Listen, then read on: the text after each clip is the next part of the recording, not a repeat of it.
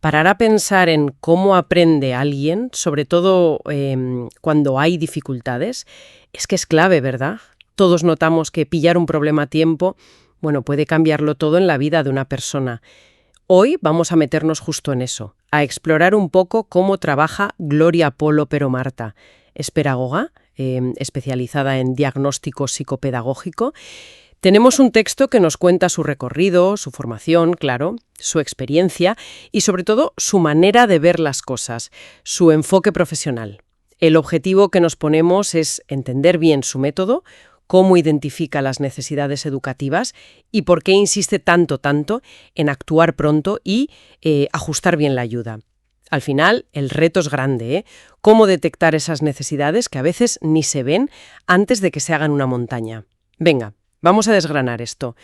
Empecemos por poner las cartas sobre la mesa, sus credenciales, porque la verdad es que dibujan un perfil interesante. Es licenciada en pedagogía, colegiada, pero no se quedó solo ahí. No.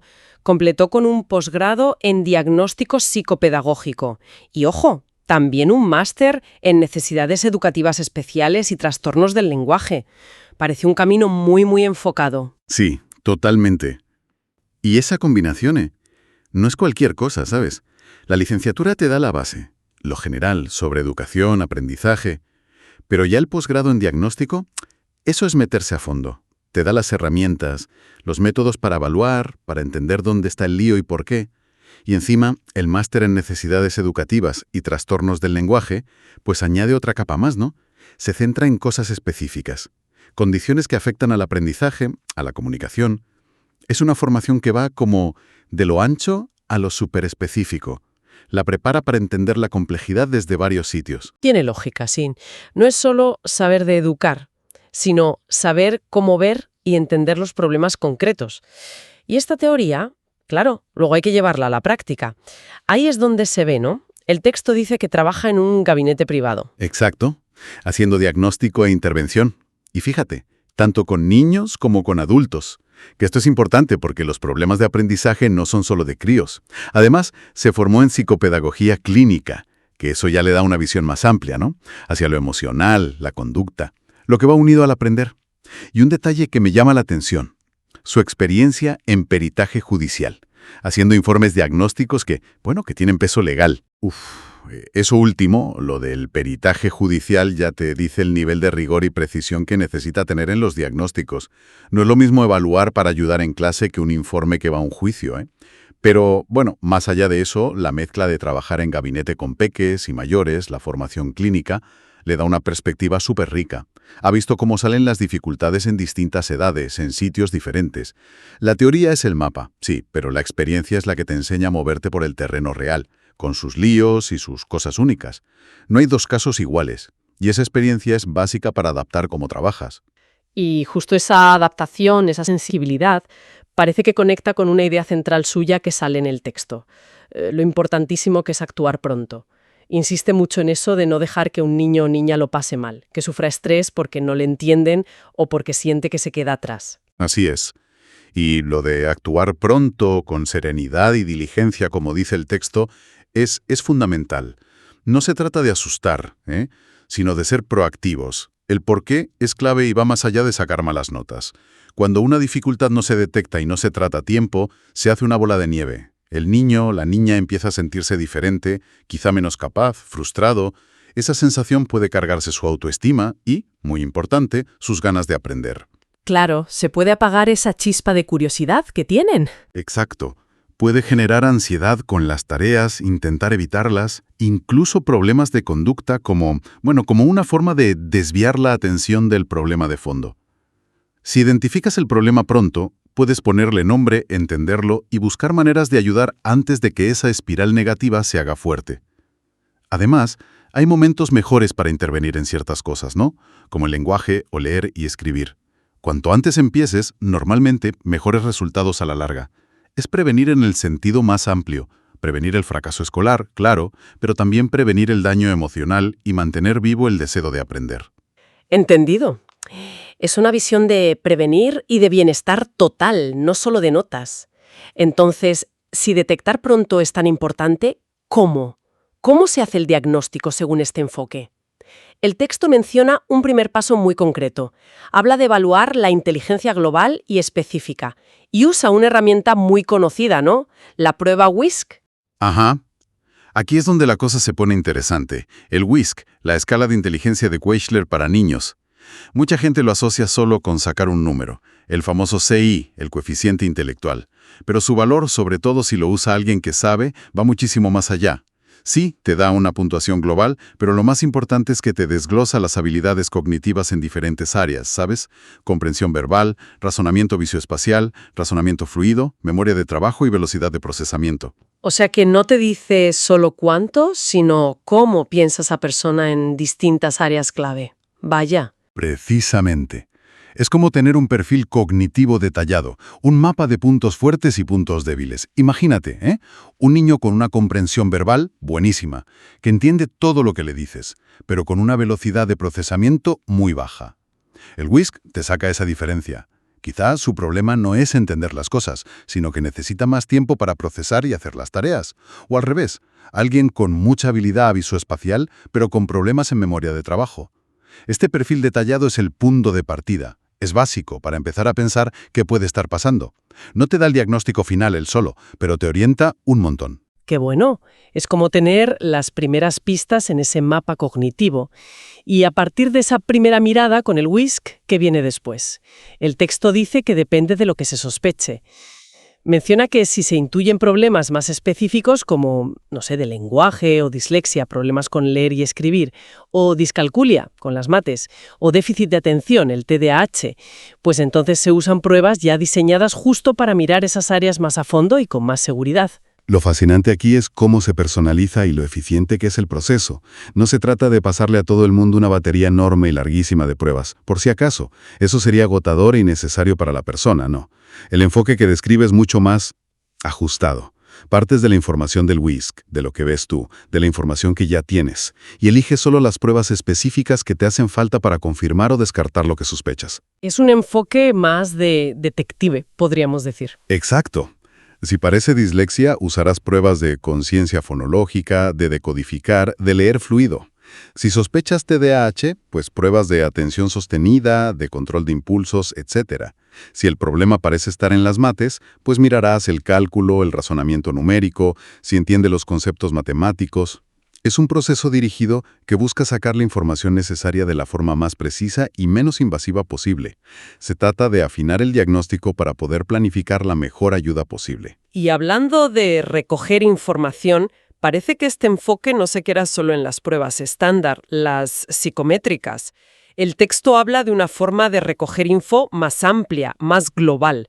Describe que se usan cuestionarios generales que se dan a la familia, al colegio y también al propio niño, niña o adulto que están evaluando. Un enfoque que mete a todos los que importan. Si conectamos esto con todo lo demás, pues tiene toda la lógica. Los problemas de aprendizaje no pasan en una burbuja, ¿sabes?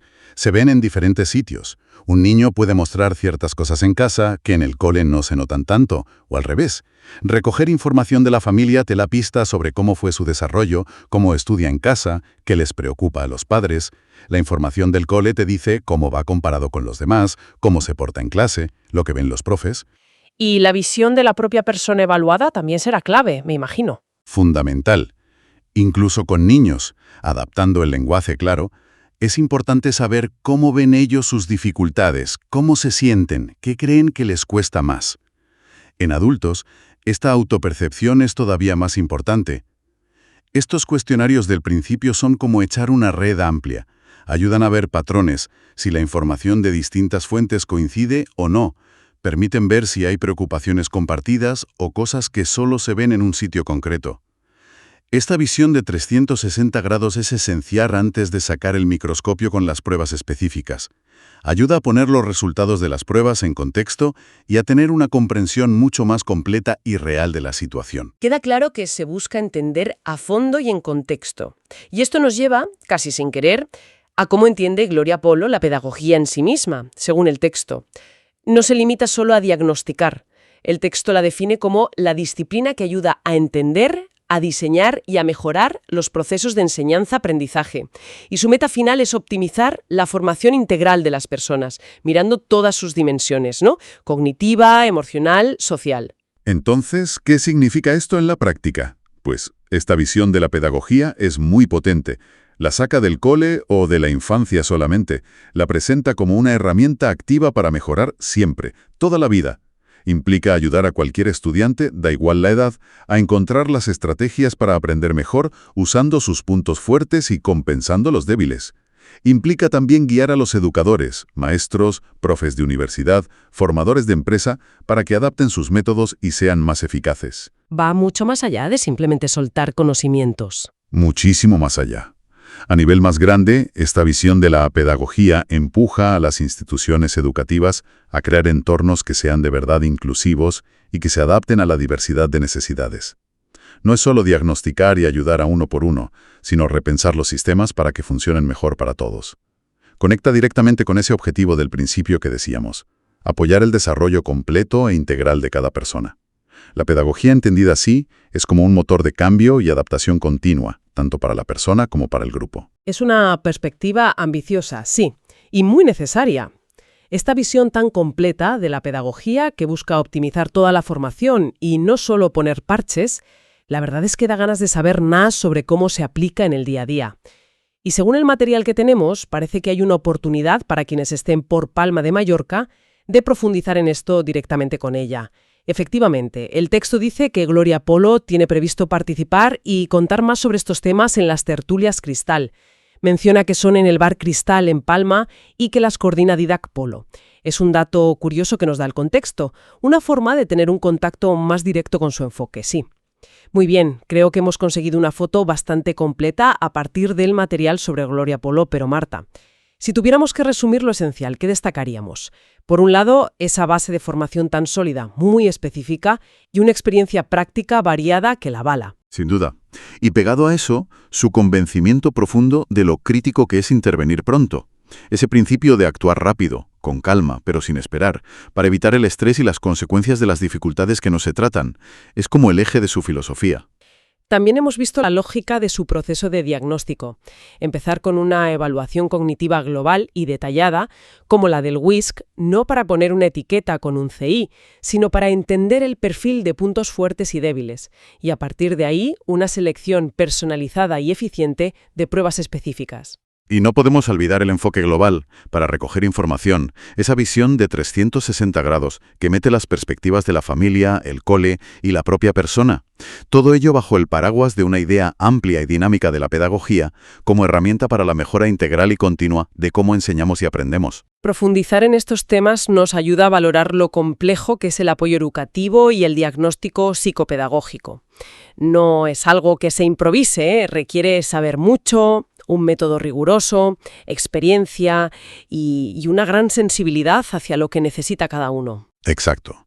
Deja claro que necesitamos que nuestros sistemas educativos y nuestras familias sean cada vez más capaces de reconocer y atender la diversidad en el aprendizaje, no como un problema, sino como algo normal del ser humano, y hacerlo de forma proactiva, no esperando a que salte la alarma. Y esa idea me lleva a una última reflexión, inspirada por ese énfasis tan fuerte que Gloria Polo pone, según el texto, en no dejar que el estrés marque el aprendizaje y en la necesidad de actuar temprano.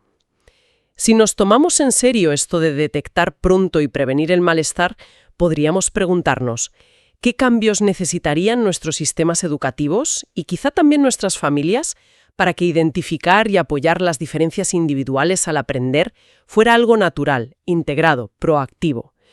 ¿Cómo pasar de un modelo que muchas veces responde cuando el problema ya es evidente y ha hecho daño a uno que cree entornos donde cada persona pueda crecer desde el principio, con la ayuda que necesite?